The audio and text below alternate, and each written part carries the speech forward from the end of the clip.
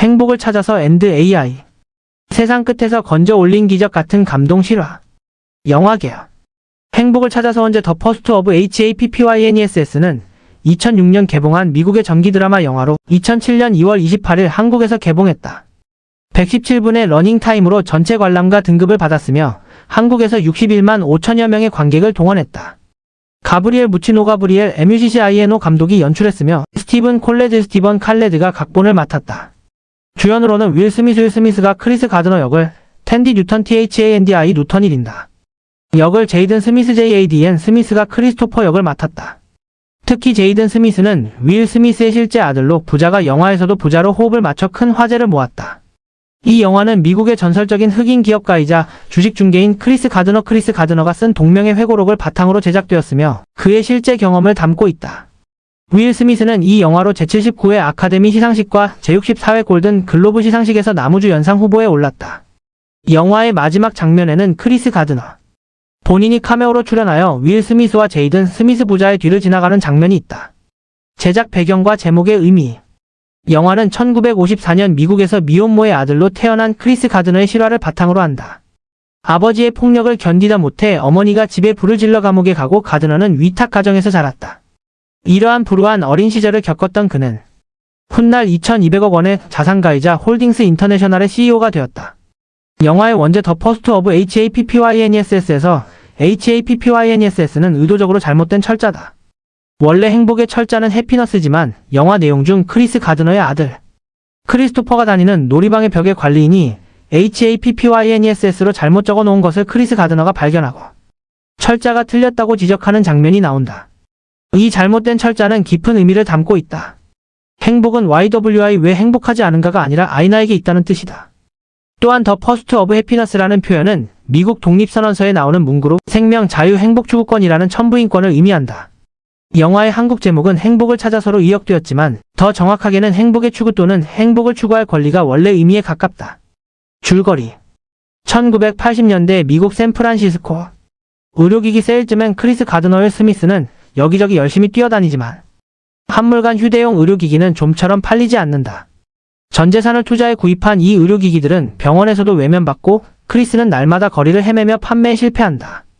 5살 아들 크리스토퍼 제이든 스미스는 엉터리 유치원에서 하루 종일 엄마를 기다리다 잠들기 일수다. 세금도 못 내는 형편의 자동차까지 압류당하자 참다 지친 아내 린다 텐디 뉴턴마저 두 사람을 떠나버린다. 린다는 무능력한 남편을 두어 하루하루가 힘들어졌고 결혼 초반의 생활은 괜찮았지만 남편을 믿고 의료기기에 전 재산을 투자한 결과가 좋지 않았다. 이를 계기로 남편과의 관계가 악화되어 결국 린다는 집을 나가게 되었다. 살던 집에서도 쫓겨난 크리스와 크리스토퍼. 이제 지갑에 남은 전 재산이라고는 달랑 21달러 33센트 뿐이다. 돌아갈 집도 없지만 크리스에게는 포기할 수 없는 꿈이 있다. 극한 상황에서도 크리스토퍼를 보살피던 크리스는 어느 날 빨간색 페라리를 모는 성공한 주식 중개인을 만난다. 그 순간 남이 할 수 있다면 나도 할 수 있다는 희망이 생겼고 크리스는 주식 중개인 인턴에 지원한다. 덜컥 붙긴 했지만 땡전 한 푼 못 받는 무보수 인턴이며 20대 1억은 60대 1이라는 엄청난 경쟁을 이겨내야 하는 혹독한 과정이다. 학력도 경력도 내세울 것 없지만 크리스는 포기하지 않는다. 아들과 함께 노숙자 임시 쉼터와 지하철역의 화장실을 전전하며 쪽잠을 자는 어려움 속에서도 행복을 찾기 위한 마지막 기회에 도전한다. 영화에서 가장 가슴 아픈 장면 중 하나는 크리스와 크리스토퍼가 지하철역 화장실에서 밤을 보내는 장면이다. 아들에게 공룡시대의 동굴이라고 상상하게 만들며 화장실 문을 두드리는 소리에도 아들이 잠들도록 귀를 막아주는 아버지의 모습은 많은 관객들의 눈물을 자아낸다. 과연 크리스는 20명 중 1명이 되어 정직원으로 채용될 수 있을까? 주요 등장인물. 크리스 가드너 윌 스미스 마이너스 한물간 의료기기를 파는 세일즈맨으로 전 재산을 투자했지만 실패한다. 아내마저 떠나고 아들과 단둘이 남게 되지만 결코 포기하지 않는 불굴의 의지를 가진 인물이다. 주식 중개인이라는 새로운 꿈을 찾고 무보수 인턴이라는 혹독한 과정을 견디며 마침내 성공한다. 윌 스미스는 이 역할로 아카데미 나무주연상 후보에 올랐으며 액션과 코미디 장르 전문 배우로만 생각되던 그를 새롭게 바라보게 만든 연기를 선보였다. 크리스토퍼 제이든 스미스 마이너스 크리스의 5살 아들로 평소에는 놀이방을 다니는 장난기 많은 어린아이다. 엄마가 집을 떠난 후 아빠와 함께 노숙 생활을 하게 되지만 엄마가 그립긴 해도 항상 아빠를 잘 따르며 아빠에게 불평을 하지 않는다. 캡틴 아메리카 장난감을 좋아하며 아빠의 가장 큰 힘이 되는 존재다. 윌 스미스의 실제 아들인 제이든 스미스가 연기하여 부자 간의 자연스러운 케미스트리를 보여주었다. 린다 텐디 뉴턴 마이너스 크리스의 아내로 무능력한 남편을 두어 하루하루가 힘들어진다. 결혼 초반의 생활은 괜찮았지만 남편을 믿고 의료기기에 전 재산을 투자한 결과가 좋지 않았고 이를 계기로 남편과의 관계가 악화되어 결국 집을 나가게 된다. 그녀의 선택은 비난받기도 하지만 동시에 극한 상황에서 한 여성이 느끼는 절망과 좌절을 대변하기도 한다. 주제와 메시지. 행복추구권과 아메리칸 드림 마이너스 영화는 미국 독립선언서에 명시된 생명, 자유, 행복추구권이라는 천부인권을 구체적으로 보여준다. 크리스는 극도의 빈곤과 역경 속에서도 행복을 추구할 권리를 포기하지 않는다. 이는 아메리칸 드림의 본질을 보여주는 동시에 그 꿈을 이루기 위해 개인이 감내해야 하는 고통의 무게도 드러낸다. 포기하지 않는 불굴의 의지 마이너스 크리스 가드너의 가장 큰 미덕은 절대 포기하지 않는 것이다. 전재산 21달러, 노숙자 신세, 무보수 인턴이라는 극한 상황에서도 그는 매일 최선을 다한다. 영화는 남이 할 수 있다면 나도 할 수 있다는 단순하지만 강력한 믿음이 어떻게 불가능을 가능으로 만드는지 보여준다. 크리스 가드너의 명언처럼 포기하고 싶은 그 순간 바로 다시 시작하라는 메시지가 영화 전체에 흐른다. 아버지의 사랑과 책임 마이너스 영화의 또 다른 핵심은 아버지와 아들의 관계다. 크리스는 극한 상황에서도 아들을 보살피며 아들에게 꿈을 잃지 말라고 가르친다. 지하철 화장실에서 아들을 재우며 귀를 막아주는 장면은 부성애의 극치를 보여준다. 크리스에게 행복은 단순히 경제적 성공이 아니라 아들에게 떳떳한 아버지가 되는 것이다.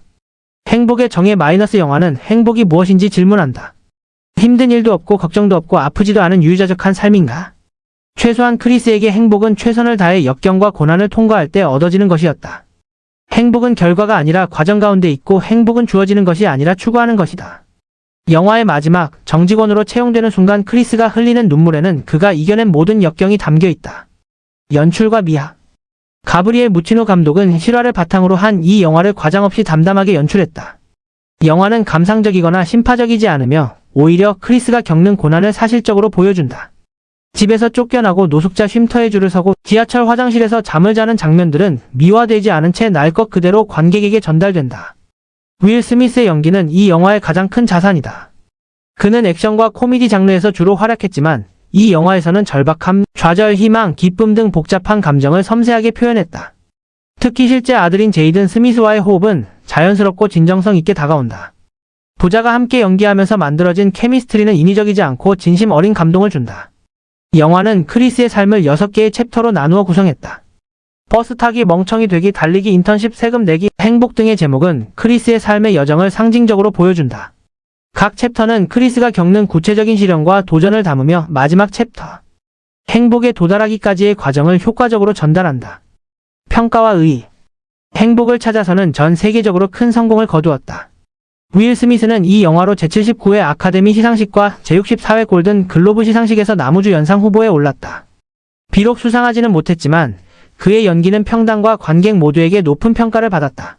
한국에서는 61만 5천여 명의 관객을 동원했으며 시내 21 전문가 평점 5.50점, 관객 평점 7.64점을 기록했다. 영화는 실화를 바탕으로 했다는 점에서 더욱 큰 울림을 준다. 크리스 가드너는 실제로 노숙자에서 월스트리트에 성공한 주식 중개인이 되었고 훗날 2,200억 원의 자산가이자 홀딩스 인터내셔널의 CEO가 되었다. 영화는 그의 인생에서 가장 힘들었던 시기를 다루며 작은 성공증권회사 정직원을 이루는 순간까지를 담는다. 영화의 마지막 장면에서 실제 크리스 가드너가 카메오로 출연하여 윌 스미스 부자의 뒤를 지나가는 장면은 감동을 배가시킨다. 평론가들은 영화를 지난 여운을 남기는 영화, 감명을 주는 진심 어린 눈물샘 자극하는 작품이라고 평가했다. 다만 일부에서는 영화가 지나치게 아메리칸 드림을 미화하고 개인의 노력만을 강조하며 구조적 빈곤 문제를 간과한다는 비판도 있었다. 또한 실화의 감동에 비해 영화적 완성도는 다소 부족하다는 지적도 있었다. 그럼에도 불구하고 행복을 찾아서는 삶이 힘들 때 보면 위로가 되는 영화로 많은 사람들에게 사랑받고 있다. 크리스 가드너의 명언들은 많은 이들에게 영감을 주었다. 인간에게 가장 큰 선물은 자기 자신에게 기회를 주는 것이다. 뿌린 대로 거두는 것이다.